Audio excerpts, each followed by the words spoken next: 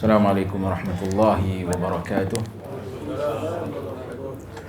Innal hamdalillah nahmaduhu wa nasta'inuhu wa nastaghfiruh wa na'udzu billahi min shururi anfusina wa min sayyiati a'malina. May yahdihillahu fala mudilla lahu wa man yudlil fala hadiya lahu. Ashhadu an la ilaha illallah wahdahu la sharika lahu wa ashhadu anna Muhammadan 'abduhu wa rasuluh. Allahumma salli wa sallim wa barik ala Muhammad wa ala alihi wa ashabihi wa man tabi'ahum bi ihsanin ila yaumiddin. Amma ba'd. Alhamdulillah, bersyukur kita kepada Allah Jalla wa Ala kerana dengan limpah dan kurnianya pada malam ini insya-Allah kita akan menyambung semula pengajian kita daripada kitab Al-Adhkar karangan Al-Imam An-Nawawi rahimahullah. Kita masih lagi dalam bab yang ke-10, zikir ketika masuk rumah, sampai pada muka surat 51. 51, betul kan? 51, hadis yang ke-60. Betul tak? Betul kan? Baik.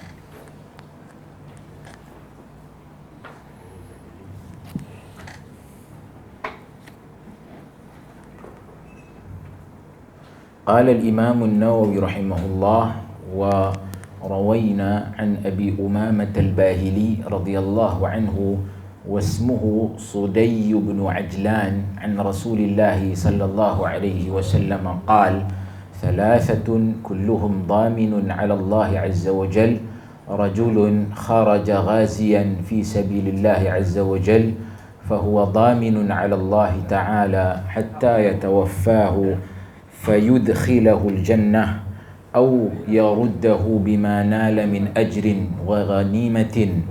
ورجل راح إلى المسجد فهو ضامن على الله تعالى حتى يتوفاه فيدخله الجنة أو يرده بما نال من أجر وغنيمة. ورجل دخل بيته بسلام فهو ضامن على الله سبحانه وتعالى. حديث حسن رواه أبو داود بإسناد حسن ورواه آخرون.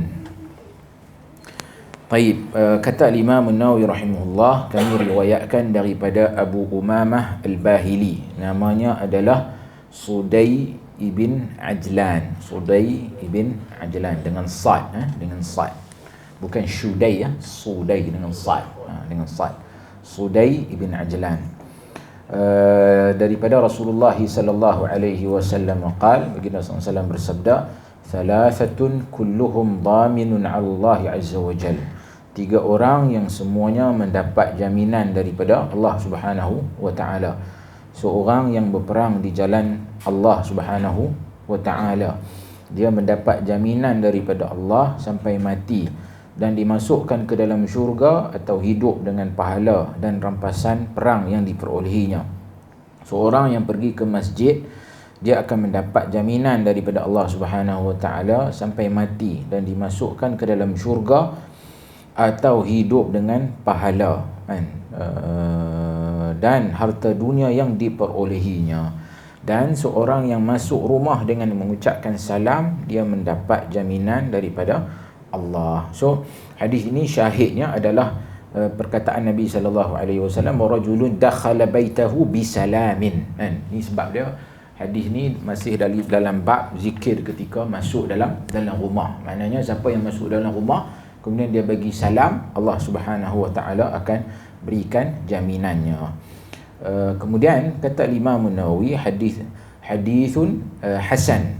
Hadis ini dinilai hasan. So hadithun hasan di sini, penilaian ini adalah penilaian yang dibuat oleh Imam An-Nawawi rahimahullah sendiri. Diriwayatkan oleh Abu Daud dengan sanad yang hasan, diriwayatkan juga oleh yang lain. Yang lain tu tuan-tuan tulis kat situ. Hadis ni juga diriwayatkan oleh Al-Imam Al-Bukhari dalam kitabnya Al-Adabul Mufrad. Imam Bukhari riwayatkan dalam Adabul Mufrad. Kemudian kata Imam An-Nawawi, wa ma'na dhaminun Allah Ta'ala ay sahibu dhamanin, iaitu yang dimaksudkan dengan dhaminun Allah Subhanahu wa Ta'ala Ertinya dijamin selalu berada dalam lindungan Allah Subhanahu wa taala. Yakni Allah taala lah yang akan memberi jaminan tersebut. Maknanya jaminan itu datang daripada Allah Subhanahu wa taala. Baik. Sebenarnya ada teks yang tertinggal di sini yang tak diterjemahkan di sini. Kata Imam Nawawi, "Wad-dhamanu ar-ri'ayatu lisyai'." Yang dimaksudkan dengan dhaman itu adalah ar-ri'ayatu lisyai', pemeliharaan, penjagaan ke atas sesuatu, kan. Kama yuqalu tamirun wa labinun, ay sahibu tamrin wa labanin, kan. Ini merujuk kepada bila disebut perkataan tamir, maknanya pemilik tamar, buah kurma tu, kan. Walabin, yakni dan juga pemilik susu. Fa ma'nahu annahu fi ri'ayatillah wa ma ajzala hadhihi al-'atiyah Allahumma rzuqnaha.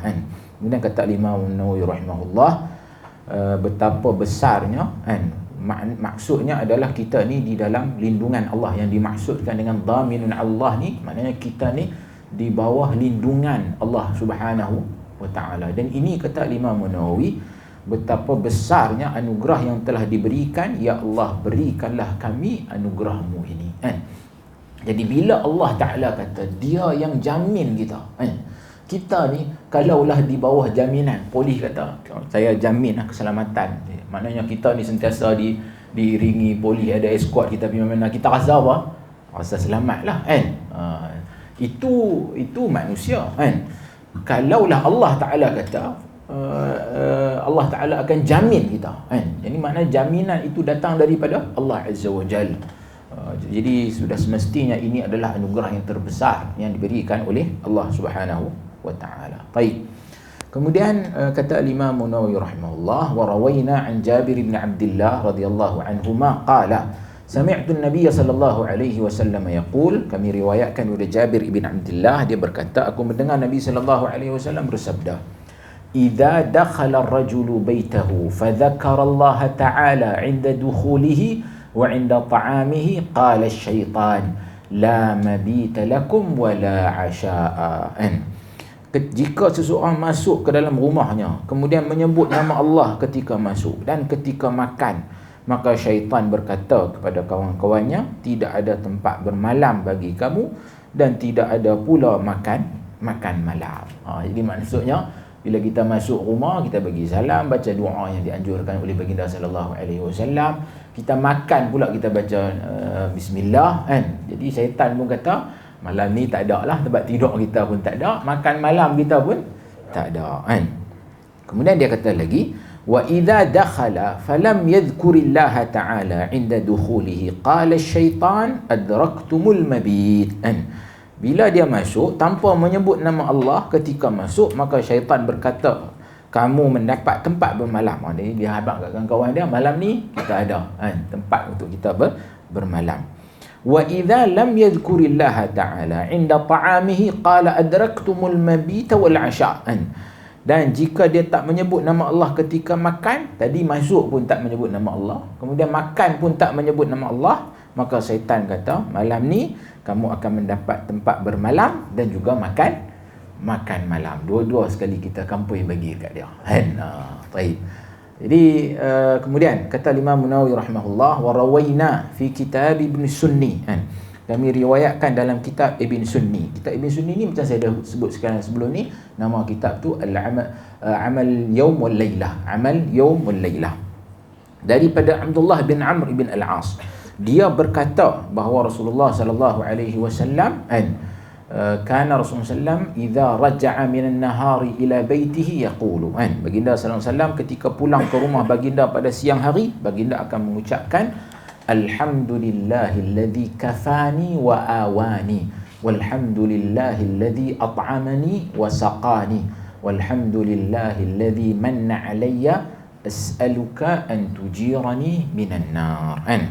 Baginda sallallahu alaihi wasallam mengucapkan segala puji bagi Allah yang telah mencukup dan melindungiku, segala puji bagi Allah yang telah memberi aku makan dan minum, segala puji bagi Allah yang telah memberikan segalanya kepadaku.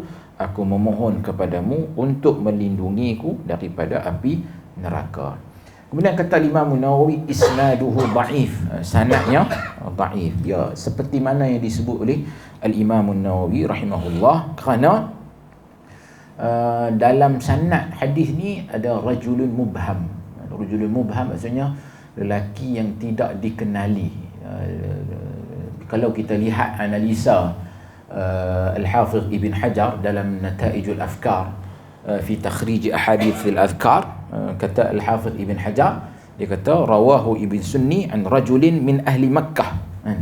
Maknanya hadis ini Al-Imam Ibn Sunni riwayatkan dalam sanad tu, dia kata an rajulin min ahli Makkah, maksudnya daripada satu orang lelaki daripada Mekah. Siapa orang lelaki tu? Maknanya tidak disebutkan nama dia secara spesifik. So bila dia tak disebutkan nama secara spesifik, an rajulin min ahli Makkah, yang ni kita panggil mubham.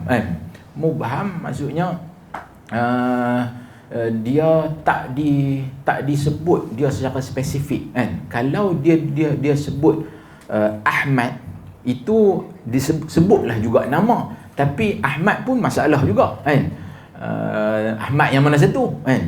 Yang ni dia lagi masalah pada yang tadi, sebab rajulun min ahli Makkah ni siapa-siapa boleh jadi. Jadi ini adalah satu isyarat yang jelas merujuk kepada dhaifnya riwayat tersebut. Sebab itu kata Imam Ibn Hajar, dia kata hadza hadithun gharib. Ini adalah hadis yang gharib, maknanya merujuk kepada hadis ini dhaif. Baik. Seterusnya kata Imam Nawawi, wa rawaina fi muwatta'i Malik annahu balaghahu. Kami riwayatkan dalam Muwatta' karya Imam Malik bahawa annahu balaghahu. Perkataan tu sangat penting dan dia tak terjemah pula kat sini. Kerana kita kena tahu dalam Muwatta' Malik ni dia ada balaghat, kita panggil. Tengok ni. Balaghat ini sebenarnya kitab Muwatta' Malik ni adalah kitab yang sangat hebat, kerana dia dikarang pada kurun yang awal dan sebab itu sebahagian ulama hadis ada yang berpandangan sepatutnya Muwatta' Malik ni dimasukkan dalam Kutubus Sittah dan dikeluarkan Sunan Ibn Majah kan. Tetapi kebanyakan hadis yang ada dalam kitab Sunan yang 5 tu selain Ibn Majah ada juga dalam Muwatta' Malik. Cumanya yang jadi kurang sikitnya bila dalam Muwatta' Malik ni dia ada balaghat. Balaghat ni Imam Malik kata balaghani, telah sampai pada aku. Macam tu saja. Jadi tidak ada apa-apa sanad dekat situ. Jadi itulah yang menyebabkan Muwatta' Malik ni dia jatuh sikit lah dia punya standard dia dekat situ. Dan kelebihan Ibn Majah pula, Sunan Ibn Majah ni dia ada riwayat-riwayat yang hadis yang tak ada dalam kitab-kitab 5 tu, tapi ada dalam Sunan Ibn Majah. Cumanya analisa kebanyakan muhaqqiq ulama hadis dalam bab ni, depa kata kalau hadis-hadis tu tak ada dalam 5 kitab Sunan ni, tapi ada dalam Sunan Ibn Majah, kebanyakannya hadis tu dhaif. Dekat situlah pula dia punya ni kan. Tapi tak apalah, yang pentingnya kenyataan Imam Malik bila dia kata balaghani tu, yang tu kita panggil balaghat yang ada dalam kitab Muwatta' Malik. Cumanya balaghat Imam Malik ni dia tak samalah macam kitab-kitab yang terkemudian ni. Kenapa? Bila ulama analisa, mereka dapati akan ada riwayat dengan sanad yang bersambung dalam kitab ulama yang lain. Umpamanya yang ni Imam Bukhari riwayatkan dalam kitabnya Al-Adabul Mufrad dan kata Al-Hafiz Ibn Hajar sanadnya hasan yang mana dianjurkan kepada kita bila kita nak masuk ke dalam rumah yang tidak ada penghuni dalam rumah tersebut, diucapkan assalamu alaina wa ala ibadillahis salihin. Assalamu alaina wa ala ibadillahis salihin, membawa maksud semoga keselamatan dilimpahkan kepada kami dan hamba-hamba Allah yang salih. Dan Al-Hafiz Ibn Hajar dalam Nataijul Afkar dia juga kata, anjuran untuk membaca Assalamu alaina wa ala ibadillahi salihin ini juga telah diriwayatkan daripada beberapa orang tabi'in, antaranya daripada Sa'id ibn Mansur dan juga daripada Ikrimah Maula Ibn Abbas kan, yang mana mereka menganjurkan untuk membaca bacaan yang sama, Assalamu alaina wa ala ibadillahi salihin. Jadi ibadillahi salihin itu siapa? Boleh jadilah kan? Ada orang lain dalam rumah tu kan? Rumah yang tidak berpenghuni, yang kosong ni. Jadi kita pun bagi salam lah kan? Assalamu alaina wa ala ibadillahi salihin. Baik. Dan ini juga menepati anjuran dalam ayat Al-Quran yang kita baca di awal yang Imam Nawawi bawa tu. Fa idza dakhaltum buyutan fasallimu ala anfusikum tahiyatan min indillahi mubarakatan tayyibatan. Maksudnya anjuran untuk kita bila masuk saja rumah, sama ada dalam rumah tu ada orang ke tak ada orang ke, kita bagi salam. Baik. Seterusnya kita pergi kepada bab yang seterusnya, iaitu kata Imam Nawawi rahimahullah, babu ma yaqulu idza istayqadha fil laili wa kharaja min baitihi. Bab zikir ketika terjaga pada malam hari dan juga ketika keluar daripada rumah. Baik. Kata Imam Nawawi rahimahullah, yustahabbu lahu idza istayqadha wa kharaja min baitihi an yanzura ila as-sama' wa yaqra al-ayat al-khawatima min surati Ali Imran inna fi khalqis samawati wal ard ila akhir surah. Kata Imam Nawawi, disunatkan berzikir ketika terjaga pada malam hari dan keluar rumah untuk melihat ke langit dan membaca ayat-ayat terakhir daripada surah Ali Imran, yakni daripada ayat 190 tu, inna fi khalqis samawati wal ard, hinggalah akhir surah. Jadi ini termasuk di antara sunnah baginda sallallahu alaihi wasallam. Kemudian dia kata sabata fis sahihain, telah pun sabit dalam sahihain, dalam sahih Bukhari dan juga sahih Muslim, bahawa Rasulullah sallallahu alaihi wasallam melakukan perkara sedemikian. Illa an-nazara ila as-sama' fa huwa fi sahih al-Bukhari duna Muslim. Dia kata kecuali melihat ke langit, hanya diriwayatkan dalam sahih al-Bukhari dan tidak disebutkan dalam sahih Muslim. Maksudnya Imam Nawawi kata baca ayat 190 ni, benda ni sabit dalam sahih Bukhari dan juga sahih Muslim, kecuali melihat ke langit tu, yang tu dia kata hanya ada dalam sahih Bukhari dan tidak disebutkan dalam sahih Muslim. Kat situ tuan-tuan buat note sikit, sebenarnya ada dalam sahih Muslim. Sebenarnya ada dalam sahih Muslim. Baik, macam mana boleh berlaku dalam bab ni? Biasalah. Kesilapan itu biasa. Jadi Imam Nawawi rahimahullah dia tersilaplah dalam bab ni, dan kesilapan ini disebut juga oleh Al-Hafiz Ibn Hajar dalam Nataijul Afkar, dan dia kata sebenarnya hadis ni juga sabit dalam sahih Muslim kan. Jadi dia kata sebab berlakunya benda ni, Imam Nawawi dia tengok hadis ni ada dalam Kitabus Salah. So dia ingat sebab Imam Muslim ni kebiasaannya dia akan himpun semua jalur riwayat tu di satu tempat. Dia tak sama macam Imam Bukhari punya style. Jadi dia duk rasa benda tu ada dekat Kitabus Salah sahaja. Dan rupa-rupanya dalam Sahih Muslim, Imam Muslim bawa juga hadis ni dalam Kitabut Taharah kan. So dalam Kitabut Taharah tu yang ada dengan lafaz melihat ke langit tu.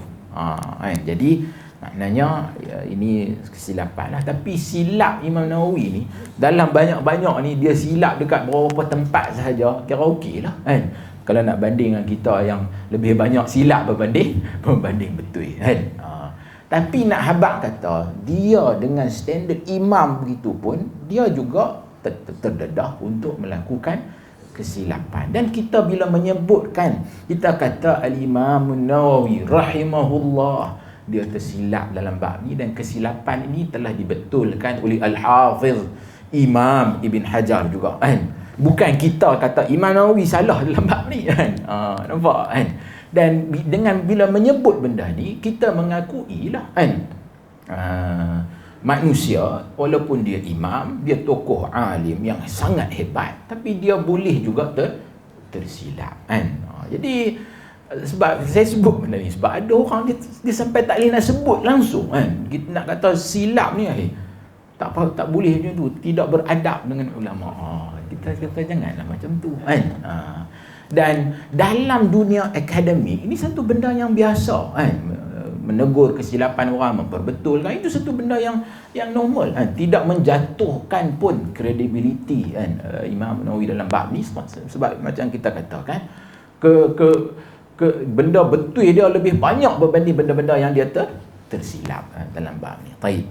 Hadirin hadirat yang dirahmati Allah sekalian. Ini juga daripada hadis ni menunjukkan kepada kita bahawasanya termasuk dalam sunnah juga, bila kita ni kalau terjaga tengah malam kan, jaga tengah malam, bangkit tidur tu kan, antara benda yang boleh kita buat adalah kita keluar daripada tu, buka tingkap ke, keluar kalau orang yang duduk di rumah tinggi-tinggi sikit ni kan, buka balkoni tu, pi kat balkoni tengok ke langit kan, kemudian baca apa, inna fi khalqis samawati wal ard wa ikhtilafil laili wan nahar la ayatin li ulil albab. Apa maksud ayat ini kan? Sesungguhnya pada penciptaan langit dan juga bumi kan, dan juga wa ikhtilafil laili wan nahar kan, perbezaan siang dan juga malam kan, la ayatin li ulil albab kan.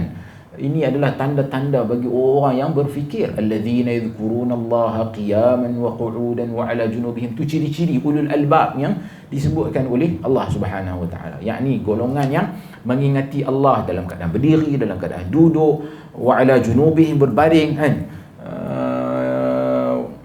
wa 'ala junubihim wa yatafakkaruna fi khalqis samawati wal ard. Mereka ini berfikir bila melihat tentang keagungan ciptaan langit dan juga bumi ini kan. Mereka kata apa? Rabbana, Tuhan kami, ma khalaqta hadza batila, engkau tak jadikan semua benda ni sia-sia kan. Kalau kita jaga tengah malam, kita keluar tengok langit ni, dia satu ketenangan, healing. Orang healing kan. Walaupun malam kita tidur terjaga 2 kali, tengok langit 2 kali. Macam mana? Kita tidur malam, pukul 2 terjaga, pukul 4 terjaga. Adakah 2 kali tengok ke langit? Adakah 2 kali kena tengok ke langit? Ada dia macam ni. Yang lain ni, kalau kita lihat dalam sebahagian riwayat yang lain, ada dikatakan yang mana baginda sallallahu alaihi wasallam bila terjaga tu, baginda akan bangun, baginda akan ambil wudu, siwak, kemudian baginda keluar tengok, baca ayat ni, kemudian baginda solat. Dia macam itulah kan. Jadi kebiasaannya baginda kalau dah terjaga, dia akan ambil kesempatan tersebut untuk nak solat tu. Solat apa? Yang apa tu solat tu? Solat tu ni apa? Solat tahajud lah, tengah malam. Solat tahajud. Jadi tapi kalau dah terjaga sampai 2-3 kali duduk tengok langit tu, balik tidur balik kan. Dia elok ada semayang lah kan. Okey, tak semayang Ustaz. Betul. Kalau dah semayang pula kan, insya-Allah dia lebih lenok dengan baik lepas. Baik, tak apa. Seterusnya ditegaskan dalam As-Sahihain daripada Ibn Abbas bahawa Nabi sallallahu alaihi wasallam apabila bangun pada malam hari dan salat tahajud, baginda membaca Allahumma lakal hamd anta qayyimus samawati wal ard wa man fihin wa lakal hamd laka mulkus samawati wal ard wa man fihin wa lakal hamd anta nurus samawati wal ard wa man fihin walakal hamd antal haqqu wa wa'duka haqqu wa liqa'uka haqqun wa qawluka haqqun wal jannatu haqqun wan naru haqqun wa muhammadun haqqun was sa'atu haqqun Allahumma laka aslamtu wa bika amantu wa alayka tawakkaltu wa ilayka anabtu wa bika khasamtu wa ilayka hakamtu.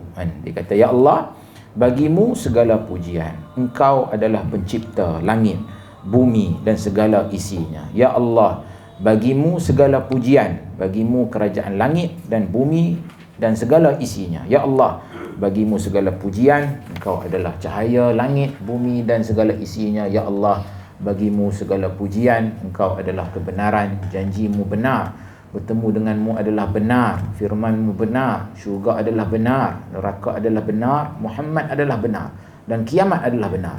Ya Allah, hanya kepadamu aku berserah diri, hanya kepadamu aku beriman, hanya kepadamu aku bertawakal, hanya kepadamu aku bertaubat, hanya denganmu aku bermusuhan. Bukan, dia sebenarnya wa bika khasam tu, maksudnya khasam ni dia lebih, saya rasa dia terjemahan yang lebih tepat ni adalah khasam ni dia merujuk kepada kita ni kalau ada pertelingkahan, permusuhan dengan sebahagian orang, so kita nak cari satu orang yang boleh selesaikan masalah tu, yang tu wabika khasam, kan? Maknanya kita pergi nak mengadu, kita ada masalah pertikaian dengan seseorang, kita akan pergi cari hakim lah untuk nak menyelesaikan pertikaian tersebut. Sebab tu mai lepas pada tu wa ilaika hakamtu, kan? Maksudnya selepas tu bila hakim tu dah buat keputusan, kita akan akur dan ikutlah keputusan yang telah ditetapkan oleh hakim tersebut. Itu maksudnya, kan?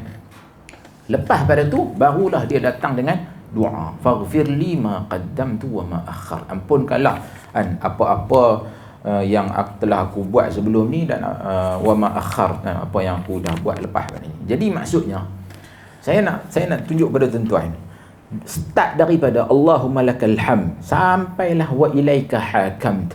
Yang ni semua adalah kita menzahirkan i'tiqad kita, kepercayaan kita, kan? Kita menyatakan apa yang kita beriman dengan Allah Azza wa Jalla. Kita siap kata lagi, kan? Antal haq wa wa'duka haq wa liqa'uka haq. Mana kita, ini semua perakuan kita, kan? Kita nyatakan kepada Allah Azza wa Jalla. Tapi semua tu datang lepas pada tu apa? Lepas pada tu baru mai doa. Apa doanya? Faghfirli ma qaddamtu wa ma akhartu wa ma asrartu wa ma a'lantu. Jadi last sekali tu sebenarnya dengan statement yang panjang sebelum tu menyatakan persaksian kita kepada Allah Azza wa Jalla, keimanan kita kepada Allah Azza wa Jalla. Akhir sekali kita nak minta apa? Nak minta Allah Taala ampunkan kita. Nampak, kan? Jadi nak menunjukkan bahawasanya permohonan untuk Allah Taala ampunkan kita tu, itu adalah sebesar permintaan kita kepada Allah Azza wa Jalla. Yang mana nak minta yang tu kita mai dengan satu statement yang sangat panjang sebelum daripada tu lagi, untuk kita nak nyatakan bahawasanya kita beriman dengan Allah Azza wa Jalla, beriman dengan segala janji-janji Allah Subhanahu wa taala. Antal muqaddimu wa antal muakhiru la ilaha illa anta. Kita kata maka ampunilah aku tentang apa yang aku dahulukan, aku akhirkan, aku sembunyikan dan aku nampakkan. Yang ini merujuk kepada dosa-dosa yang telah kita buat ni, yang dulu kita buat, yang kemudian kita buat, yang mana kita sembunyikan, yang mana kita zahirkan, kan? Jadi semua benda tu kita minta Allah Ta'ala ampunkan. Engkau adalah yang mendahulukan dan engkau pula yang mengakhirkan. Tiada Tuhan yang patut disembah selain daripada engkau. Dan sebahagian perawi, dan mana adalah sebahagian riwayat ada dengan tambahan la haula wala quwwata illa billah. Yang ni dah pun kita nyatakan sebelum ni, kita dah baca tentang kelebihan la haula wala quwwata illa billah ini. Nabi SAW menyifatkan ia sebagai kanzun min kunuzil jannah, kan? Dia termasuk di antara harta yang sangat berharga di dalam syurga, kan? La haula wala quwwata illa billah. Baik. Jadi ini antara sesuatu yang boleh kita amalkanlah apabila kita terjaga bangun daripada tidur, kan? Kita macam saya sebutkan tadi, kita mungkin boleh keluar sekejap dari rumah, tengok, buka tingkap, tengok ke langit, baca ayat ni, inna fi khalqis samawati wal ardh. Cumanya dalam Sahih Bukhari dan Sahih Muslim dia sekadar ayat tu sahaja, kan? Inna fi khalqis samawati wal ardh wa ikhtilafil laili wan nahar la ayatin li ulil albab. Jadi dia takat tu saja, kan? Adapun anjuran supaya baca sehingga akhir surah ni sebenarnya ada dalam riwayat yang lain, kan? Jadi kita ada pilihan lembak ni, mungkin sekadar berhenti setakat tu saja, satu ayat tu sudah pun memadai. Lepas pada tu bila kita salat tahajud, kemudian kita boleh baca doa ni, Allahumma lakal hamd anta qayyimus samawati wal ardi wa man wa man fihinna. Baik, seterusnya. Babun ma yaqulu idza arada dukhul al-khala. Zikir ketika hendak masuk ke tandas. Baik. Bab ini pun al-khala ni dalam bahasa Arab merujuk kepada kawasan yang kosong, lapang, sunyi, tak ada orang. Itu asalnya kalimah khala ni. Ni kerana apa? Masyarakat Arab dahulu bila mereka nak qada hajat, dia akan cari kawasan-kawasan ni lah yang tersembunyi, yang kosong, lapang, tak ada orang ni. Itulah tandas mereka kan. Itu cerita zaman dulu lah. Disebabkan itulah tandas itu dinamakan dengan khala juga, walaupun sebenarnya dia tak menepati lah, kerana tandas kita ni dia lain kan. Dia tak sama, bukannya tempat yang lapang dan sebagainya kan. Cumanya dinamakan kerana asalnya kan, khala ni cara kaedah orang dulu untuk qada hajat dengan cara sedemikian. Kemudian dia, dalam bab ni bila dia kata babu ma yaqulu idza arada dukhulal khala, maknanya bila dia nak masuk ke dalam tandas. Maksudnya apa? Baca bila? Ya, kan? Ini tabwib ini pun sangat penting. Sebab tu isyarat kepada satu orang tu dia faqih ataupun tidak. Bila dia letakkan dia pemilihan perkataan, dia meletakkan bab, ini juga merujuk kepada seseorang itu dia faqih ataupun tidak. Sebab itu dia gunakan babu ma yaqulu idza arada dukhul al-khala. Maknanya bila dia nak masuk ke dalam tandas, maknanya sebelum masuk. So kalau dalam konteks toilet kita hari ni, maknanya sebelum kita masuk ke dalam toilet tu lah. Jangan duduk dalam toilet tu baru nak baca kan. Itu yang pertama. Kemudian yang kedua, kalau merujuk kepada kita nak qada hajat di luar tandas, maknanya khala dalam arti kata kalau zaman kita lah ni kan, hutan lah kan, hutan, tempat-tempat yang tu kan, kita akan cari tempat-tempat yang tersembunyi sikit tu. Jadi kita nak baca apa kan? Dan para fuqaha kata benda tu kita nak baca time bila, sebab yang ni bukan ada sempadan masuk dan sebagainya. Yang ni sebelum kita nak buka seluar kita, sebelum kita nak qada hajat. Jadi kita baca ni lah kan. Bukannya baca cucu nenek nak minta apa tok nenek cucu nak minta izin lah apalah kan. Itu semua merepek kan. Baik. Diriwayatkan, dia kata sabata fi sahihain an Anas radhiyallahu anhu telah pun sabit dalam sahihain, yakni dalam sahih Bukhari dan juga sahih Muslim, daripada Anas bin Malik radhiyallahu anhu anna Rasulullah sallallahu alaihi wasallam kana yaqulu 'inda dukhulil khala, baginda sallallahu alaihi wasallam dia akan berkata ketika hendak masuk ke dalam tandas, Allahumma inni a'udzu bika minal khubuthi wal khaba'ith. Ya Allah, aku berlindung kepadamu daripada jin jantan dan juga jin betina. Yuqalu al-khubuthu bi dhammil ba'i wa sukuniha wa la yasihhu qawlu man ankara al-iskan. Jadi dia kata perkataan al-khubuth tu dibaca dengan bi dhammil ba'. Maknanya bila disebut al-khubuthu bi dhammil ba' dengan dhammahnya ba', maksudnya baca dengan apa? Al-khubuthu kan. Wa bisukuniha, dan juga dengan sukun. Maksudnya huruf ba tu dibaca dengan sukun. Kalau huruf ba baca dengan sukun, dibaca ke mana? Khubthu. Khubthu kan. Jadi sebenarnya kita boleh baca dua-dua, boleh baca. Kita boleh baca Allahumma inni a'udzu bika minal khubuthi wal khaba'ith, itu dengan dhammil ba'. Dan kita juga boleh baca dengan Allahumma inni a'udzu bika minal khubthi wal khaba'ith. Baik. Apa beza dekat situ? Ada beza. Maksudnya kalau khubuth dia merujuk kepada setan jantan. Setan pun ada jantan betina kan. Kalau khubthu dengan bidhammil ba', dia merujuk kepada benda-benda yang tak elok, asyar kan. Benda-benda yang tak elok kita sebut dengan al-khubthu kan. Kemudian kata Imam Nawawi, wala yasihhu qawlu man ankara al-iskan. Tidaklah benar pendapat yang mengingkari harakat sukun.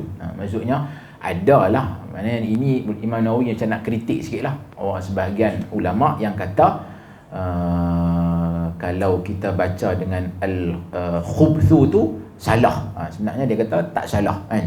Dua-duanya benar dan boleh dibaca. Jadi sama ada dengan khubuth ataupun dengan khubthu kan. Khubthu. Kemudian dia kata wa rawaina fi ghairi sahihain bismillah Allahumma inni a'udzu bika minal khubuthi wal khaba'ith kan. Dia kata bismillah kan, Allahumma inni a'udzu bika minal khubuthi wal khaba'ith. Dengan nama Allah, ya Allah, aku berlindung kepadamu daripada jin syaitan dan juga jin betina. Baik. Riwayat ni riwayat yang mana? Baik. Yang tadi tu sebelum ni riwayat dalam sahihain. Riwayat yang ada lafaz bismillah Allahumma inni a'udzubika minal khubuthi wal khaba'ith, yang ni tuan tulis kat situ, dia ada riwayat dalam Ibn Sunni. Ibn Sunni dalam kitab dia yang masyhur itulah Amal Yaum wal Lailah, dan juga Al-Imam At-Tabarani dalam kitabnya Ad-Du'a kan. Ibn Sunni dalam Amal Yaum wal Lailah dan juga At-Tabarani dalam kitabnya Ad-Du'a. Yang ni kata Al-Hafiz Ibn Hajar, hadza hadithun gharibun min hadzal wajh. Hadis ni adalah hadis yang gharib. Maknanya itu isyarat kepada dhaifnya riwayat tersebut. Apa dia? Ibn Sunni dan juga At-Tabarani. At-Tabarani dalam kitab dia Ad-Du'a. Ad-Du'a.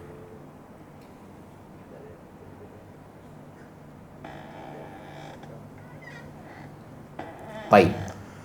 Kemudian kata Imam Nawawi lagi, dia kata wa rawaina an Ali radhiyallahu anhu anna an-nabiy sallallahu alaihi wasallam qala satru ma baina a'yunil jinni wa 'awrati bani adam idza dakhala al-kanifa an yaqula bismillah. Rawahu at-Tirmidzi wa qala isnaduhu laysa bil qawi wa qad qaddamna fil fusuli anna al-fada'ila yu'malu fiha bid-dha'if. Kata Imam Nawawi rahimahullah, kami riwayatkan daripada Ali radhiyallahu an bahwasanya Nabi sallallahu alaihi wasallam bersabda, sitru ma baina a'yunil jinni wa 'awrati bani adam idza dakhala al-kanifa an yaqula bismillah. Tabir penutup antara mata jin dengan aurat Nabi Adam adalah apabila masuk ke tandas mengucapkan bismillah, ini dengan nama Allah. Kemudian dia kata diriwayatkan oleh Imam Tirmidzi dengan alasan sanadnya tidak kuat.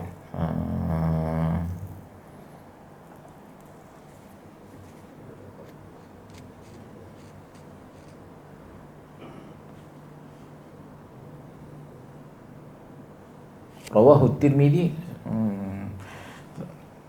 Saya rasa dengan alasan ni macam tak pun nak kenang pula. Dia kata rawahu Tirmidzi, hadis ni diriwayatkan oleh Tirmizi. Wa qala, kemudian Imam Tirmidzi kata, maknanya itu statement dia kan. Statement Imam apa penilaian Imam Tirmidzi terhadap riwayat tersebut. Imam Tirmidzi kata isnaduhu laysa bil qawi, sanadnya tidak kuat. Diriwayatkan oleh Tirmidzi dengan alasan tu saya rasa itu komentar Imam Tirmidzi kan terhadap riwayat itu. Sanadnya tidak kuat, dan memang pun seperti mana yang disebutkan oleh Imam At-Tirmidzi kan. Kemudian Imam Ibn Nawawi kata kan, wa qad qaddamna fil fusul kan, telah berlalu penjelasan kami. Fil fusul maksudnya pada awal, pasal awal bab ni kan. Tentang ingat yang pasal awal sebelum ni Imam Nawawi dia sebut benda ni, iaitu dia kata hadis dhaif dapat digunakan sebagai dasar pada fadailul a'mal. Jadi Imam Nawawi dia nak kata macam ni. Dia nak kata baca bismillah kan, Allahumma inni a'udzubika minal khubuthi wal khaba'ith ni boleh baca walaupun riwayat tersebut dhaif kan. Kemudian dia kata lafaz bismillah tu disokong lagi dengan riwayat daripada Ali bin Abi Talib, yang mana riwayat ni ada dalam Sunan At-Tirmidzi kan. Baik. Kemudian dia kata lagi Wa qala ashabuna rahimahumullah, para sahabat kami mengatakan. Tuan-tuan, dekat ashabuna tu, tuan-tuan buat nota dekat situ. Ashabuna ni merujuk kepada mujtahid mazhab, dalam mujtahid mazhab Syafi'i lah. Maknanya ulama-ulama mujtahid dalam mazhab Syafi'i. Sebab tu bila Imam Nawawi kata qala ashabuna, yakni merujuk kepada ulama-ulama mujtahid dalam mazhab Syafi'i. Maknanya Syafi'iyah lah. Dia kata yustahabbu wa yustahabbu hadha dzikru sawa'un kana fil bunyani aw fis sahra. Dan dia kata zikir ni dianjurkan untuk diucapkan baik ketika masuk ke dalam satu bangunan maupun ketika berada di tengah padang pasir. Yakni kita nak baca ni, Allahumma inni a'udzubika minal khubuthi wal khaba'ith. Sama ada kita duduk dalam bangunan, maknanya toilet tu dalam bangunan lah, ataupun di tengah padang pasir. Kemudian dia tertinggal ni, tertinggal ni statement yang penting kan. Yang ni tak disebut, tak diterjemahkan di sini. Wa qala ashabuna rahimahullah, telah berkata ashab kami. Yang ni merujuk kepada ulama mujtahid lah. Telah berkata ashab kami, yustahabbu an yaqula awwalan. Digalakkan untuk dia berkata, menyebut mula-mula sekali bismillah. Maknanya ulama Syafi'iyah kata sepatutnya awal-awal kita baca bismillah dulu. Thumma yaqulu Allahumma inni a'udzubika minal khubuthi wal khaba'ith. Kemudian barulah dia kata, ya Allah, lindungilah aku daripada inilah khubuthi wal khaba'ith, syaitan jantan dan juga syaitan betina. Baik. Ini Imam Nawawi nak zahirkan pendirian ulama Syafi'iyah dalam bab ini, iaitu dianjurkan supaya baca bismillah tadi kerana riwayat yang ada dalam Ibn Sunni dan juga At-Tabarani tadi jadi ini pendirian ulama Syafi'iyah dalam bab ini. Dan seperti mana kita sedia maklum, ini juga adalah pendirian Imam Nawawi dalam masalah mengamalkan hadis yang dhaif dalam bab fadail a'mal. Tapi macam kita dah nyatakan sebelum ini, ini antara perkara yang menjadi sasaran kritikan kepada Imam An-Nawawi rahimahullah, khususnya dalam Al-Adhkar ni. Dalam Riyadhus Salihin kita dapati beliau agak konsisten, dan kritikan hanya dalam beberapa sahaja hadis yang ada dalam Riyadhus Salihin tu. Sebab dalam Riyadhus Salihin dia meletakkan syarat hadis yang dia sebut dalam bab tu adalah hadis yang sahih. Sahih dalam erti kata maqbul, maknanya termasuk sahih dan juga hasan dalam bab tu, dalam Riyadhus Salihin. Tapi dalam Al-Adhkar ni dia agak tak konsisten dalam bab ni, sebab dia masukkan juga hadis-hadis yang berstatus dhaif yang syadid. Jadi ini yang menyebabkan sebahagian ulama mengkritik lah pendirian Imam Nawawi dalam bab ni. Riyadhus Salihin yang araskan yang mana dikarang dulu? Yang mana yang dia karang dulu? Ya. Wallahu alam, saya tak ingat yang tu yang mana satu yang dia karang dulu tu saya tak tahu.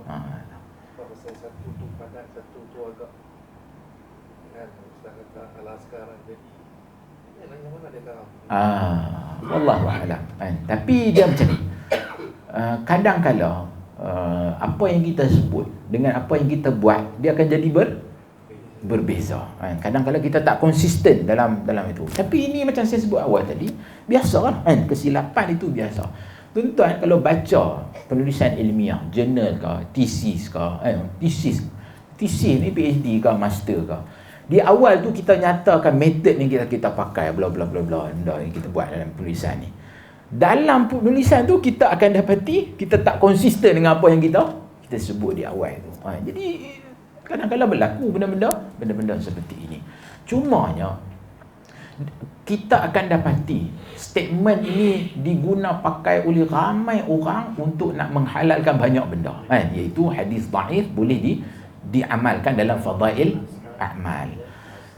Sebenarnya statement tersebut kalau dilihat, dia bukan alal itlaq, bukan secara mutlak sebegitu. Sebaliknya ada syarat-syaratnya, seperti mana yang disebut oleh Al-Hafidh Ibn Hajar. Antaranya dia kata kedaifan tersebut mestilah kedaifan yang tidak berat, jadi yang ni pun satu benda yang statement yang memerlukan kepada penelitian, yang mana yang nak tahu, yang nak menilai berat tak berat tu hanya orang yang pakar lah dalam bidang ilal hadis kan. Jadi setakat kita kan, bila kita jumpa kan, kita kata perawi hadis ni Imam Bukhari kata laisa bil qawi, jadi dia tak berapa kuat, kita pergi terjemah gitu, tak berapa kuat. Kita kata yang ni ringan saja. Sedangkan statement Al-Bukhari bila dia kata laisa bil qawi, itu statement yang berat dah sebenarnya kan, terhadap perawi tersebut kan. Jadi kita yang tidak tahu mustalahat ulama hadis dalam bidang tersebut, kita mungkin anggap benda tu macam tak ada masalah pun kan. Jadi sebab itu ulama dalam bab ni mereka teliti dalam bab ni. Kalau mereka kata boleh amal pun, dia disebabkan oleh qarinah yang lain, maknanya faktor-faktor sampingan yang lain. Antaranya adalah macam tadi tu, Allahumma inni assalamu alaina wa ala ibadillahis salihin.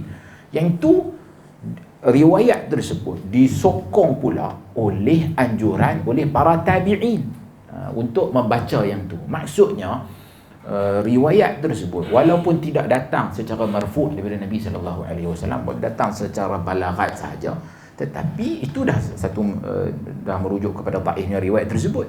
Tapi bila ada sokongan dari anjuran daripada tabi'in suruh baca, itu satu sokongan. Jadi ada anjurannya daripada salafus salih kan. Tapi kalau tak ada semua benda tu, tiba-tiba saja mai riwayat tersebut, dan bahkan riwayat itu tidak pun masyhur kan, tidak masyhur. Jadi ini satu isyarat kepada masalahnya riwayat tersebut. Sebab itu saya kata tuan-tuan kena tengok statement tu dengan amalan ulama tu sendiri. Sebab tu tuan-tuan kalau tengok perbincangan fuqaha di kalangan ulama madhab, mereka akan kritik yang ni tak boleh buat macam ni sebab apa? Hadis dalam bab ni dhaif. Maknanya apa? Maknanya mereka juga menyatakan bahawasanya hadis dhaif ni tidak boleh diamalkan secara mutlak sebegitu kan. Jadi mereka tak mau amalkan benda tu kerana mereka kata hadis itu dhaif dalam bab tersebut. Nampak kan? Jadi seperti mana dalam banyak sebahagian masalah tentang masalah apa batal wudu kerana makan daging unta ke dan sebagainya kan. Jadi sebahagian tidak menerima riwayat tersebut kerana mereka menganggap riwayat itu dhaif umpamanya kan. Jadi ini bermakna para fuqaha mereka juga tidak kalaulah kita main statement tersebut dengan kata semua hadis dhaif boleh beramal, tak berlakulah khilaf dalam masalah ni kan. Jadi maksudnya bila semua benda kita amal tanpa ada tapisan, tak berlakulah khilaf tersebut. Jadi kita katakan dalam hal ni para ulama kata boleh beramal tu bila ada qarinah yang lain, faktor-faktor sokongan yang sampingan yang lain. Itu macam saya sebutkan tadilah, mungkin ada jalur riwayat yang lain ataupun diriwayatkan daripada amalan para tabi'in, para salafus salih. Lalu dari itu antara faktor-faktor sampingan kan. Sebab tu kita kata benda ni tidak, kenyataan ni tidak boleh diterima secara mutlak sebegitu kan. Pun begitu kita kata kan. Ini pendirian ulama Syafi'iyah dalam bab ni, dan kita tahu mereka dalam bab ni kemungkinan mereka ada asasnya yang tersendiri, maka tak ada satu mereka datang dengan pendirian tersebut lah kan. Syekh Mahir, salah seorang pengkaji hadis di Iraq, dia kata ziyadah bismillah, bismillah ni adalah ziyadah yang syadzah ma'lulah. Ziyadah ni maksudnya dalam riwayat lain orang lain tak sebut pun bismillah ni, tapi depa ni sahaja yang sebut. Yang ni kita panggil tambahan. Tambahan ini dalam ilmu hadis kita ada satu istilah kita panggil ziyadatus thiqah. Maksudnya tambahan tu orang lain semua tak sebut, tapi satu perawi yang thiqah dia sebut benda tu. Nampak? Contohnya ni orang lain semua tak sebut, dalam sahihain tak ada, tiba-tiba dalam riwayat ni ada dengan lafaz bismillah tu. Jadi macam mana kita nak berinteraksi dengan tambahan tersebut? Kalau tambahan tu datang dari perawi yang thiqah, dia masuk dalam bab ziyadatus thiqah. Itu pun bukan secara mutlak sebegitu. Tapi kalau perawi itu dhaif, macam riwayat ni dhaif kan. Jadi yang ni pendirian ulama hadis ada yang anggap ini sebagai mungkar kerana tambahan itu datang daripada perawi yang dhaif. Jelas tuan-tuan? Baik. Seterusnya, Kata Imam Nawawi rahimahullah, wa rawaina an Ibn Umar radhiyallahu anhuma qala kana Rasulullah sallallahu alaihi wasallam idza dakhala al-khala qala Allahumma inni a'udzu bika min ar-rijsi an-najis al-khabith al-mukhbith asy-syaitan ar-rajim. Rawahu Ibn Sunni wa rawahu Tabarani fi kitab ad-du'a. Dia kata kami riwayatkan daripada Abdullah bin Umar, dia berkata baginda sallallahu alaihi wasallam apabila masuk ke dalam bilik kecil, bilik kecil ni maksudnya tandah lah, tandah tadi. Allahumma inni a'udzu bika min ar-rijsin najis al-khabith al-mukhbith asy-syaitanir rajim. Ya Allah, sesungguhnya aku berlindung padamu daripada godaan syaitan yang kotor, najis, tercela, mengotorkan lagi terkutuk, iaitu syaitan yang direjam. Diriwayatkan oleh Ibn Sunni dalam Amal Yaumul Lailah, dan juga diriwayatkan oleh Al-Imam At-Tabarani dalam kitabnya Ad-Du'a. Ini komentar Ibn Hajar, dia kata hadza hadithun hasanun gharib. Hadis ini adalah hasan gharib. Maknanya hasan gharib tu merujuk kepada hadis ni ada kedhaifan, cumanya dhaifnya ringan. Hasan gharib. Baik. Seterusnya, babun nahi 'anil dzikri wal kalami 'alal khala. Bab larangan berzikir dan berbicara di dalam tandas. Baik. Kemudian dia kata yukrahu dzikru wal kalamu hala qada'il hajah sawa'un kana fis sahra aw fil bunyan. Dia kata makruh hukumnya untuk berbicara dan berzikir ketika sedang menyelesaikan hajat, baik di tengah padang pasir maupun di dalam bangunan. Maknanya bila kita dah masuk dalam tandah ni kita bukan setakat tak boleh berzikir, baca doa tu, baca doa tadi tu sebelum masuk. So bila kita dah masuk, jangan baca apa-apa, bukan setakat tu, bercakap pun tak dianjurkan. Jadi kita hari ni zaman toilet yang ada banyak ni, ada orang bila dia masuk dalam toilet dia boleh bersembang dengan kawan dia kat sebelah tu. Sembang cakap telefon. Cakap telefon pun ada. Jadi yang ni adalah satu perangai yang sangat pelik, dan boleh pun dia baca apa paper baca. Betul. Saya tak nafikan benda tu. Saya pernah cerita kepada tuan-tuan, saya pergi satu orang tandas, pejabat, satu orang kaya, datuk apa saya lupa. Saya masuk tandas tu, saya tengok penuh dengan buku. Jadi dia membaca di dalam tandas. Jadi tengok ada melengu baca. betul. Saya tak tahu, mungkin ada orang dia rasa macam masa tu sangat berharga. Jadi dia rasa dalam tandas ni dia kena. Cuma dia saya kagum tu pasal tandas tu dah lah proses kan.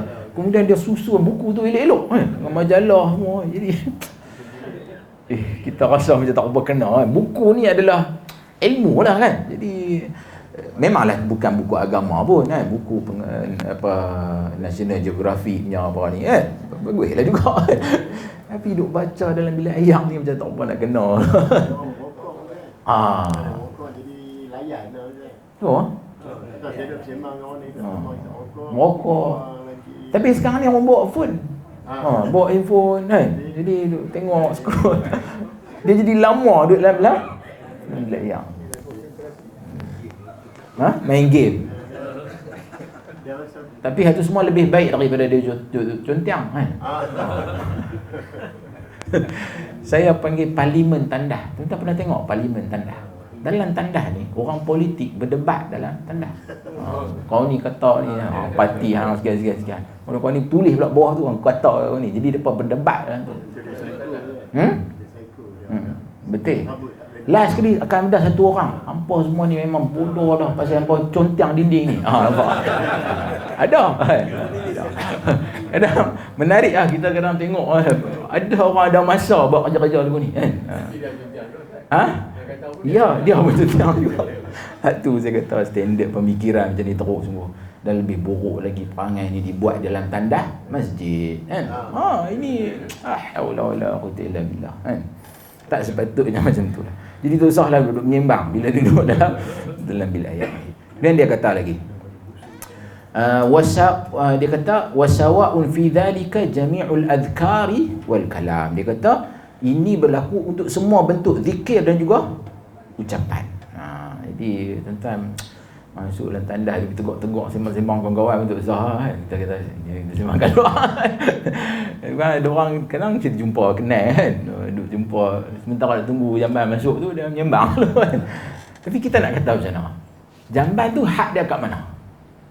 Belum buka pintu. Tak. Hak toilet tu kan kita masuk tu dia ada ruang tu basuh tangan tu kan jamban tu. Jadi jamban tu sebenarnya Sebelum kita masuk tu jadi ada tempat yang kencing berdiri tu. Nampak? Itu bagus. Bagus kan. Saya tak terfikir tu kan. Sebab bila masuk tandas belah lelaki ni khususnya, dia sebenarnya ada hak urinal lah panggil benda tu. Mangkuk orang lelaki tu kan. Itu orang perempuan tak ada lah kan. Orang lelaki dia ada benda tu kan. Jadi maknanya semua ruang tu dikira dah tandas dah. Jadi nak baca apa-apa, nak sembang pun di luar pintu masuk tu. Kan. Jadi yalah zaman kita ni pelik-pelik, ada yang tandas ni dia sangat cantik kan. Kita pun nak masuk pun sayang tengok kan. Boleh tidur. Boleh tidur tak dulu. Boleh tidur. Baik. Seterusnya dia kata Yang ni tak boleh sembang kita nak kata kita undang kita tu. Kita dah selesai, kita dah selesai dah lagi. Nak balik sama-sama lah kan. Boleh sebab tu dia kata kat sini. Illa kalam ad-darurah. Kan? Melainkan kalam yang darurat. Jadi benda-benda yang sangat penting je. Kan? Contohnya kawan kita lama, kita ni tunggu dah. Wei, Mat, hang ni tak habis lagi ke contohnya. Aku belah dulu aku tunggu kat kereta contohnya. Itu benda tu penting nak maklum kat dia. Kan? Jadi tak apalah. Kan? Kemudian dia kata lagi, hatta qala ashabuna idza atasa la yahmadullah ta'ala. Sehinggalah para sahabat kami juga ada mengatakan, para sahabat kami ni merujuk kepada apa tadi? Ashab Syafi'iyah kan. Ulama-ulama mujtahid di kalangan mazhab Syafi'i. Jika bersin tidak perlu membaca alhamdulillah. Jadi janganlah kan. Duk biasa kan. Bersin je alhamdulillah. Duk dalam bilik yang pun duk baca tak boleh kan. Dalam bab ni. So nak baca di mana? Baca dalam hati kita lah. Tidak perlu juga menjawab bacaan orang yang bersin. Maksudnya yarhamkallah. Tidak perlu menjawab salam dan tidak perlu menjawab azan. Jadi janganlah duk pergi orang ada ke orang masuk tandas dia pergi salam kan? Tak ada lah kan. Jadi kalau orang bagi salam pun kita jangan jawab salam tersebut dan juga tidak perlu menjawab azan. Kemudian dia kata lagi wa yakunul musallimu muqassiran la yastahiqu jawaban. Dia kata yang memberi salam tidak berhak untuk dijawab. Muqassiran maksudnya dia ni tak faham dan tak reti bahasa dalam bab ni. Mudah terjemahan yang mudah, muqassiran. Maknanya dia ni tak reti hukum dalam bab ni dan dia jadi kita ni sebab asal hukum jawab salam ni adalah wajib. Cumanya bila dia bagi salam di tempat yang tak sepatutnya dia bagi salam, maka kita ni tak wajiblah untuk nak jawab salam tersebut. Apabila dia bersin kemudian mengucapkan alhamdulillah dalam hati dengan lidah yang tidak bergerak, ianya demikian dan ianya dibenarkan. Dan demikian juga yang dikerjakan ketika melakukan hubungan suami isteri. Dia kata fala ba'sa wa kadzalika yaf'alu halal jima'. Yani kita nak baca doa tu kan. Jadi doa tersebut baca dalam hati. Janganlah waktu tu juga nak dibaca kuat-kuat. Kan? Dengan laki bini dua-dua orang pakai angkat tangan lagi baca berjamaah lagi lah haru. Dozalah. Baca diam-diam. Baca dalam hati kita. Kan? Jadi benda ni pun kalau nak semua baca berjamaah tak patutlah. Kan? Yang tu sangat tidak kena dengan situasi dan juga keadaan tersebut. Ya. Tolong perapotak sekejap. Baik. Kata kita ada hutan rawang. LRT ke apa yang tertutup aircon. Aircon tutup kan. Okey. Lepas seorang tu terkentut dengan bu yang dahsyat lah. Kita nak ucap apa? Haram jadah ke? Masya Allah ke? Saya nak tanya ke Ustaz. Sebab benda ni bisa jadi. Macam mana nak? Tengok dunia bermimpi ni. Dia. Kan? Kita haram jadah. Memang kita haram jadah. Kan? Jadi apa yang kita patut ucap pada masa dalam situasi tu? Itu kita kata ittaqillah. Tak ada. Kita tak apa kita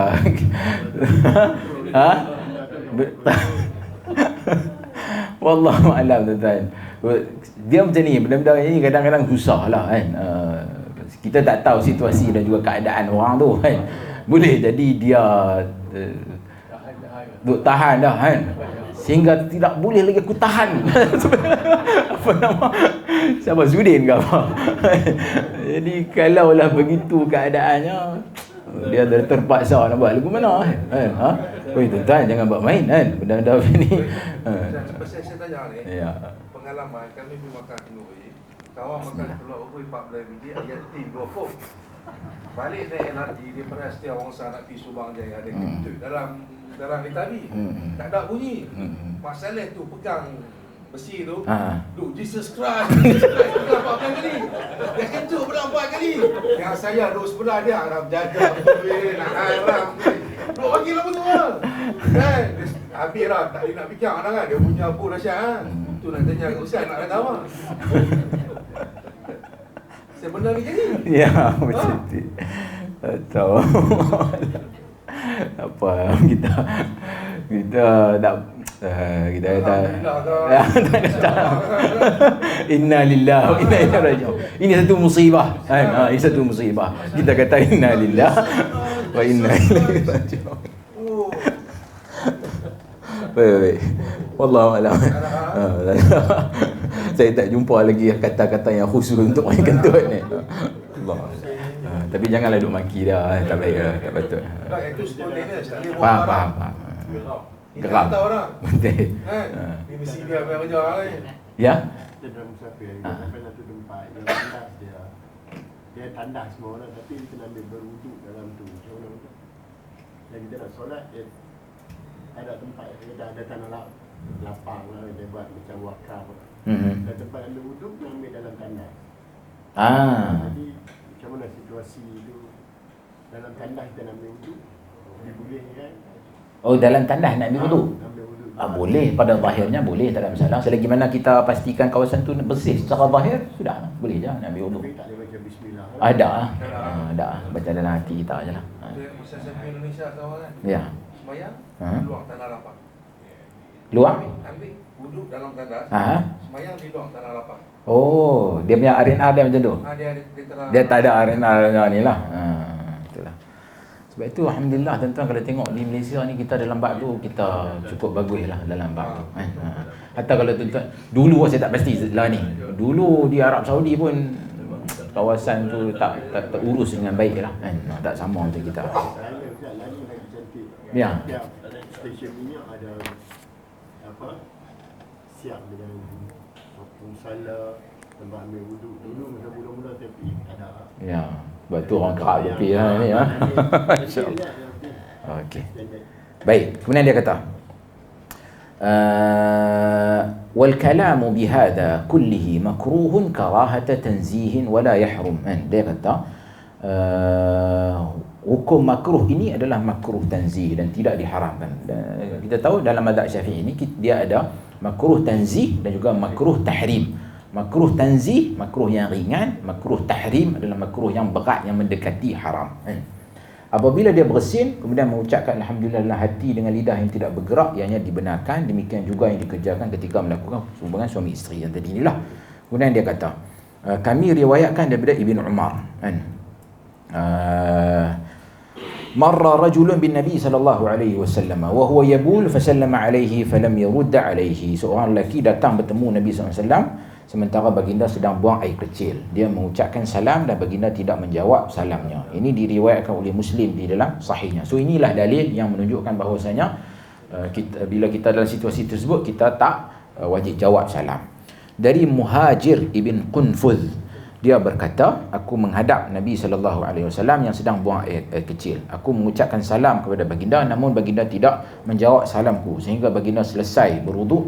Kemudian baginda mendatangiku dan bersabda. Maknanya baginda SAW qada hajat dia dulu. Kemudian lepas pada tu, dan baginda tak jawab salam. Lepas pada tu baginda mai jumpa dengan Nabi SAW dan baginda kata, inni karihtu an adhkura Allah Ta'ala illa ala tuhrin atau qala ala taharatin. Sesungguhnya aku tidak suka berzikir kepada Allah Subhanahu Wa Ta'ala kecuali dalam keadaan suci. Hadis ini dinilai sahih, diriwayatkan oleh Abu Daud, Nasa'i, Ibn Majah dengan sanad yang yang sahih. Bila dia sebut lepas pada tu Nabi mendatangiku dan bersabda, ini satu adab yang sangat tinggi daripada Nabi sallallahu alaihi wasallam. Maksudnya Nabi walaupun tadi dia tak jawab salam, tapi lepas tu Nabi pergi jumpa dengan orang yang bagi salam tersebut dan dia jelaskan kenapa dia tak jawab salam tersebut. Baik. Seterusnya babun nahi. Sama kan? Ya. Sama kan juga kalau sahabat pergi rumah bagi salam 3 kali tak jawab balik. Betul. Itu betul. Ya. Maksudnya bila kita bagi salam dah 3 kali kita bagi salam, tak ada siapa buka dan sebagainya, kita patut balik dalam bab kes tersebut. Seterusnya babun nahi 'anis salami 'alal jalisi liqada'il hajah. Larangan mengucapkan salam kepada orang yang sedang menunaikan hajat. Qala ashabuna yukrahu as-salamu alaihi fa in sallama lam yastahiqqa jawaban li hadits Ibn Umar wal muhajir al-madhkurain fil bab qablahu. Para sahabat kami, maknanya merujuk pada ashab Syafi'iyah, dia kata makruh hukumnya mengucapkan salam kepada orang yang sedang menunaikan hajat. Jadi tadi dia kata jawab salam tak boleh, yang ni bagi salam pun tak boleh. Apabila mengucapkan salam maka tidak berhak mendapatkan jawapan dengan dasar kedua hadis daripada Ibn Umar dan Muhajir pada bab sebelumnya. Kemudian yang terakhir babu ma yaqulu idza kharaja minal khala'. Apa yang kita nak kata bila kita keluar daripada tandas. Yaqulu ghufranaka alhamdulillahilladzi adhhaba 'anni al-adha wa 'afani. Dia hendaklah bila seorang tu keluar dari tandas, dia hendaklah mengucapkan ghufranak alhamdulillahilladzi adhhaba 'anni al-adha wa 'afani. Ghufranak maksudnya aku memohon keampunan kepadamu. Segala puji bagi Allah yang telah menyingkirkan gangguan dariku dan menyelamatkanku. Kenapa kita minta ampun? Ghufranak. Kerana secara zahirnya kita ni manusia, kita muqassir, maksudnya kita ni sangat banyak kekurangan, banyak benda yang kita buat. Apa yang telah kita buat, segala amal saleh yang kita buat, itu hakikatnya kalau nak dinilai dengan anugerah Allah terhadap kita, takkan boleh bayar pun, takkan setimpal pun. Termasuklah qada hajat tu nikmat bila kita qada hajat. Dan kita takkan rasa benda tu benar-benar nikmat sehinggalah Allah Ta'ala uji kita dengan satu jenis penyakit. Bila kita ni masuk bilik air nak kencing ni, tak keluar kencing tu. Bahkan kalau keluar pun keluar setitik-titik. Orang yang pernah kena ni penyakit apa? Batu karang tu, dia tahulah langit tinggi rendah macam mana nikmatnya nikmat kencing ni. Tuan-tuan, saya pernah kena lah kan.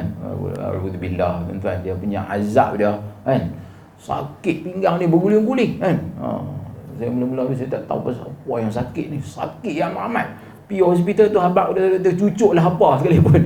Saya sakit yang amat ni. Dia kata daripada dia tu cakap pula sebenarnya cik daripada 1 sampai 10 ni berapa skala sakit cik. Dia boleh duk kata lagi. Saya kata 11. Jadi sakit yang amat. Jadi saya kata buatlah lagu mana pun kan. Jadi lepas pada tu doktor mai lah cucuk ubat tahan sakit tu dia lega kan. Tapi yang kata ni kan benda tu samalah juga kalau orang kena sembelit kan. Tuan jangan buat main benda ni. Ada yang sampai mati kan disebabkan dia tak boleh nak berak ni kan, sampai ke tahap dia boleh membawa maut sebenarnya kan.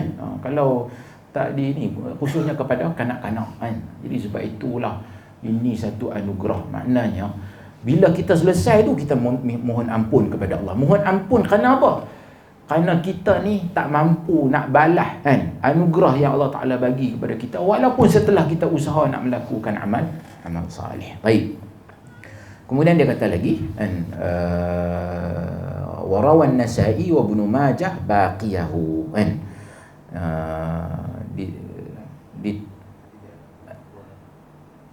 Thabata fil hadits sahih fi Sunan Abi Dawud wa Tirmidzi. Ditegas maknanya setelah sabit dalam hadis yang sahih diriwayatkan dalam Sunan Abi Dawud dan juga Sunan At-Tirmidzi bahawa Nabi SAW mengucapkan ghufranak. Kat sini tuan-tuan kena ada note sikit. Ghufranak yang tu yang dia disebut oleh Imam Nawawi, maknanya dalam Sunan Abi Dawud dan juga At-Tirmidzi, yang tu sebenarnya setakat ghufranak sahaja. Ghufranak sahaja. Dan Hak ghufranak tu juga ada dalam Sunan An-Nasa'i dan juga Ibn Majah. Semuanya daripada hadis Aisyah radhiyallahu anha. Kan? Yang ni Al-Hafiz Ibn Hajar kata hadis ni adalah hasan sahih. Kemudian dia kata lafaz setelah diriwayatkan oleh Nasa'i dan juga Ibn Majah. Maksudnya apa? Maksudnya perkataan alhamdulillahilladzi adhhaba 'annil adha wa 'afani. Hak tu sebenarnya ada dalam Sunan dalam An-Nasa'i dan juga Ibn Majah. An-Nasa'i bukan dalam kitab sunannya, sebaliknya dalam Amal Yaum wal Lailah daripada hadis Abu Dzar, manakala Ibn Majah daripada hadis Anas. Daripada hadis Anas. So yang lafaz tadi alhamdulillahilladzi adhhaba 'annil adha wa 'afani. Baik. Kemudian dia kata lagi wa rawayna 'an Ibni Umar radhiyallahu anhuma qala kana Rasulullah sallallahu alaihi wasallam idza kharaja min al-khala' qala alhamdulillahilladzi adhaqani ladzatahu wa abqa fiyya quwwatahu wa dafa'a 'anni adahu. Rawahu Ibnu Sunni wa Tabrani. Yang ni kata Nabi sallallahu alaihi wasallam bila keluar dari tandah, Nabi baca segala puji bagi Allah yang telah membuatku dapat merasai kelazatannya, menjadikanku tetap pada kekuatannya, wa dafa'ani adzah. Maksudnya adzaqani ladzatahu tu merujuk kepada makanan yang kita makan. So makanan yang kita makan tu kita dapat rasakan kelazatannya. Wa abqa fi quwwatah, menjadikanku tetap pada kekuatannya, maksudnya kita ni dapat manfaat daripada khasiat makanan yang kita makan tersebut. Zat-zat tu. Wa dafa'a anni adah, dan juga mencegah dariku gangguannya, maksudnya sisa buangan tadi tu lah. Mana kita dah makan, rasa sedapnya makanan tu, dapat manfaat daripada zat-zat yang kita dapat, vitamin daripada makanan tersebut, kemudian sisa buangan tu dibuang kan. So kita bersyukur kepada Allah Subhanahu wa taala. So hadis ni diriwayatkan oleh Ibn Sunni dalam Amal Yaumul Lailah dan juga At-Tabarani dalam kitabnya Ad-Du'a.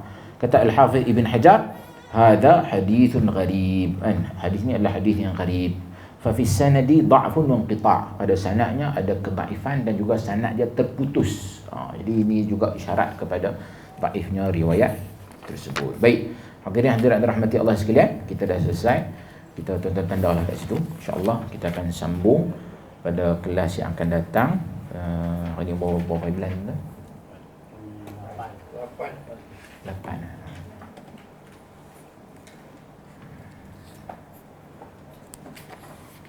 Ini insyaAllah kita akan sambung pada kuliah akan datang. Wallahu a'lam. اللهم اجعلنا من الذين يستمعون القول فيتبعون احسنه. اقول قولي هذا واستغفر الله لي ولكم. السلام عليكم ورحمه الله وبركاته.